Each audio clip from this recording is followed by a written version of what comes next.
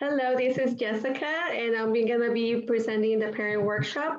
I actually have a parent with me on FaceTime. She couldn't Zoom with us, but that's okay. So we found another way to do, and so we're gonna do this by doing FaceTime, all right?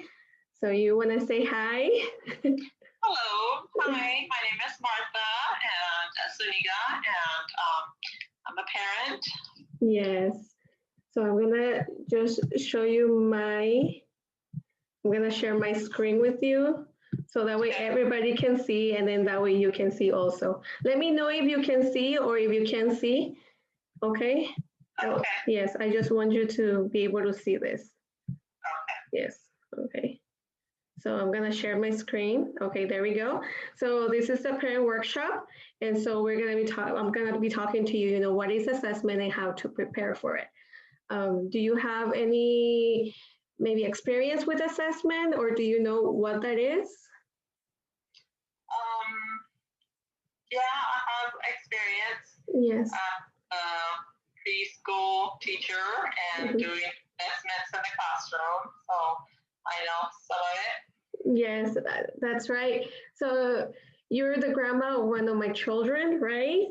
And so Correct. you're also a teacher. And so we work together. And so so you're kind of familiar with all of this. So it's a lot easier to talk about it with you because you already are familiar with this, right? It's just that we're familiar with preschool level, but we just haven't done elementary, correct? Correct. Yes. Okay, so and then this one is based on a book called Assessing English Language Learners, Bridges to Educational Equity by Margot Galiev. And then I'll just be presenting this from that book, that information to you, all right? Okay. And then so for first question, what is formative and summative assessments? So there are different types of assessments and these are two of them. So which I'm going to be talking about because we're familiar with one of them, all right? So we have the formative and the summative. The formative is a evaluation in which is processed internally within the instruction that offers results in a timely fashion that informs and improves instruction and are used for giving descriptive feedback to students. And then we have the summative, which is a sum of evidence for learning gathered at the culmination of a designated point in time, such as at the end of a unit or an annual basis. So basically, this one, we don't do summative because at our preschool, we just do observations, right? We don't have a test that we give to students. So this one is more of a summative. So we don't really have a summative one. We just have formative, which is TS Gold, correct? We do TS Gold. Yes, so it's observations. And so some of the examples for formative assessment is the class discussions, checklists, questionnaires, journals, observations. For example, we assess children first before they come in. We give the families the home English, the home survey, right? So that way we find out what language they preferred or what language is their home language. That way we are able to assess them in languages. But the thing is that for ours it's a little bit different because we do ECAP and in ECAP we don't assess in Spanish, right? So yeah, so we do the home survey for example, your granddaughter. So she's English, so we don't have to do anything differently for her.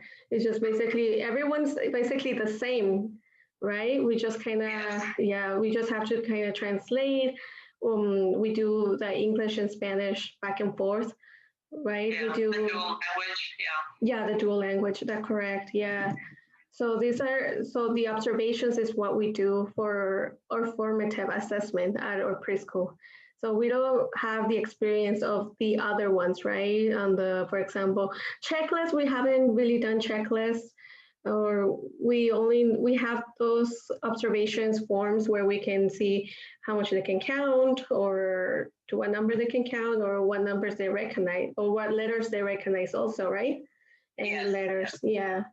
Okay, and so someone named Robert Stake, who is an evaluation researcher, once said that what was the difference between the summative and formative assessments.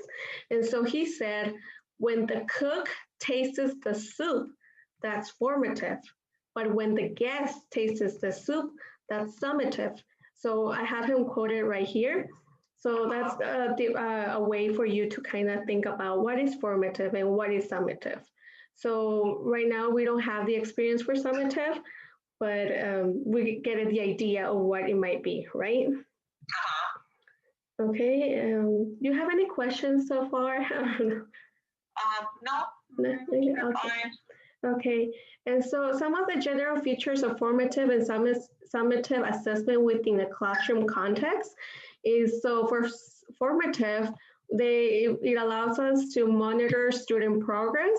It occurs internal to instruction. It provides ongoing descriptive feedback. It co-occurs with learning and is process oriented and informs instruction.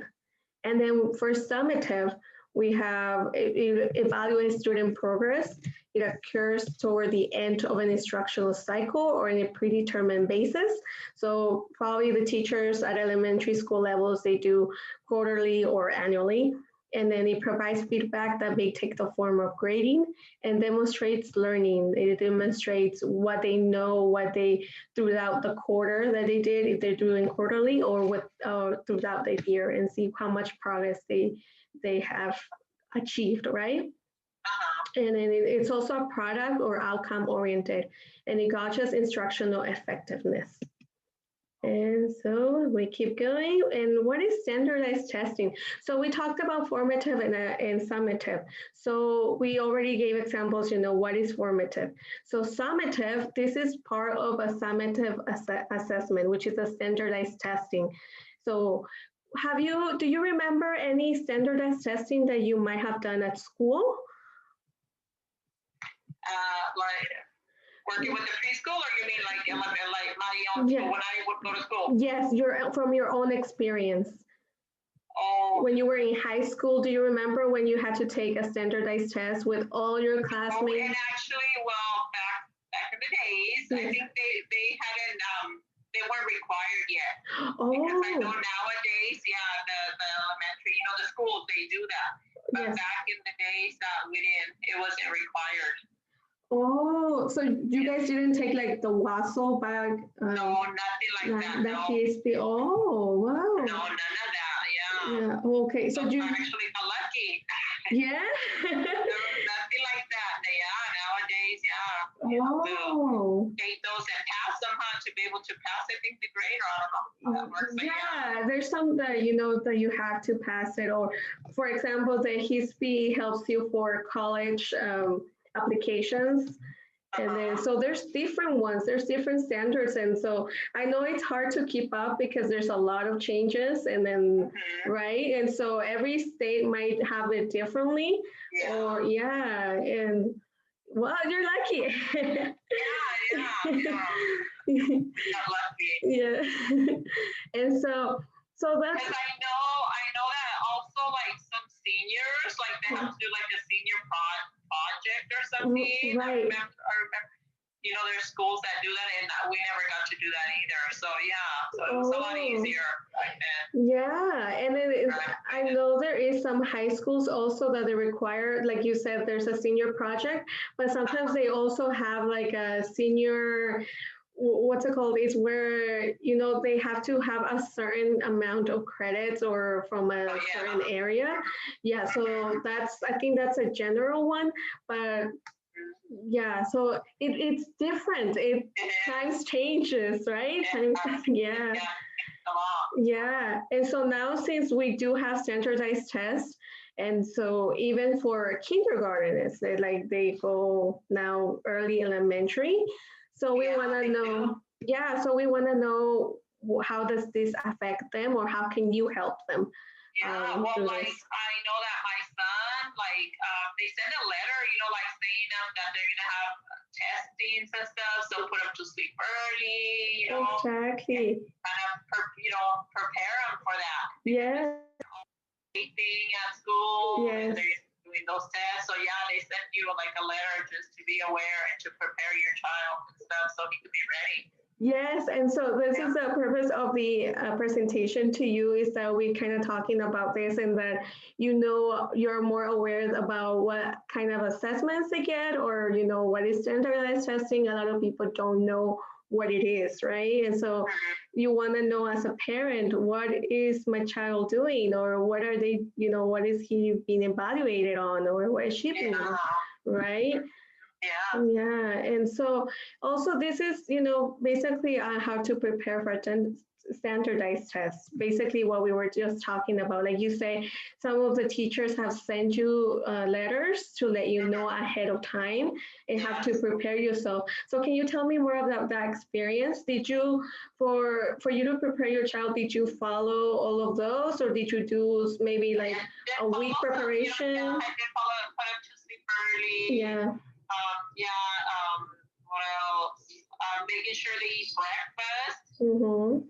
like a good breakfast. That way that, they could be awake and, how they say breakfast is the most important part, the meal of the day. Yes. It'll help them focus and stay on task. So, Right. yeah, that's some of the things that we did. Just going to sleep early, not staying up late, and that way they could wake up and be fresh and eat a good breakfast and stuff like that.